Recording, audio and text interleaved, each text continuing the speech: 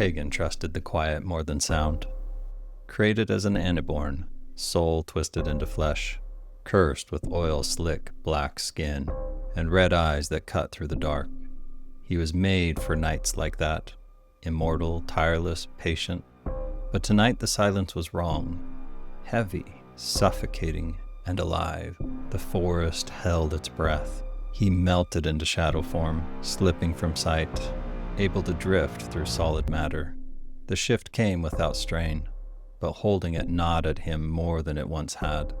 He could still pass through stone if he wished, but each crossing scraped at him like sandpaper on raw skin. His master had seen to that, weakening him, a punishment with no end. His senses stretched outward, the musk of damp leaves, the movement of a deer far away, the brush of cold air against his cheek. The details still reached him, but blurred at the edges, as though distance no longer obeyed him the way it once had. This was the witch's woods, her domain, and he was tasked to guard its borders. Few dared enter. The forest itself was alive, aware, but something had changed, and that, more than anything, put Tagen on alert. A twig snapped.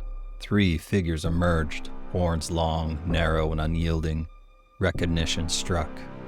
Kaz, the witch's legend, unseen for more than a millennium, now stood in the clearing.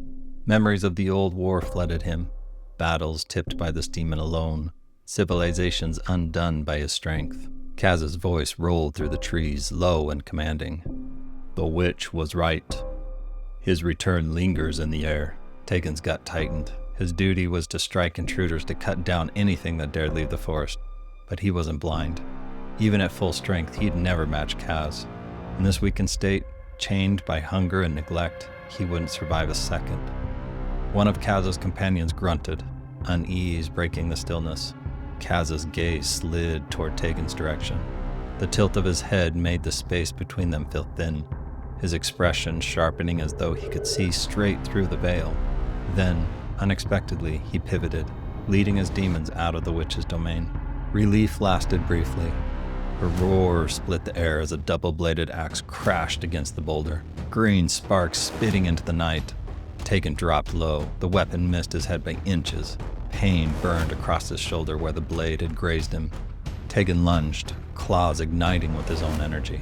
His strike raked the demon's side, leaving shallow furrows that smoked and hissed but did little more than anger it. The demon bellowed, voice like a rolling thunder. Degnar Macna! Fire erupted from his eyes and licked across his wounds, knitting them closed. Tagen reeled and ran. He slipped past the first trees, hugging the border where the cover thickened. The place was dangerous for him, but better the edge of the witch's wood than certain death in the open. The outskirts of the forest closed in. A flicker of motion yanked him to attention. A Priel. His gut tightened. Priels never hunted alone. Worse, their sight cut through shadow form. If this one cried out, the witch's army would be on him in moments. The creature flared, body shifting to a searing orange as a shriek climbed its throat. Tagen lunged before the cry could peak, claws rendering its shell. He bit down, ichor slicking his tongue with bitter sweetness. The noise cut off, but too late. The forest stirred. A horn blasted, leaves shuddered. Another demon forced through the underbrush, dirt streaking its hide. Not wanting to tangle with the demon, Tagen bolted, fleeing once again. His lungs burned. The black demon reappeared, leaping in front of him. Another swipe scored the demon's side, barely slowing it. Then he misstepped. Once he would have met such a foe evenly. Tonight he was prey. Clever aniborn, but never clever enough.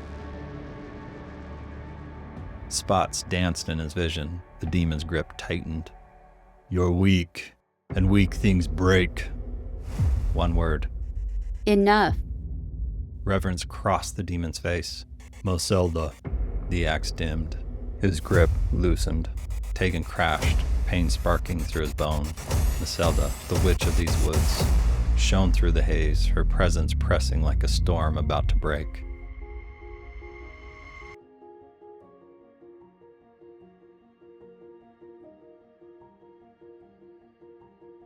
You bring chaos to my domain. She said, her tone soft but unyielding.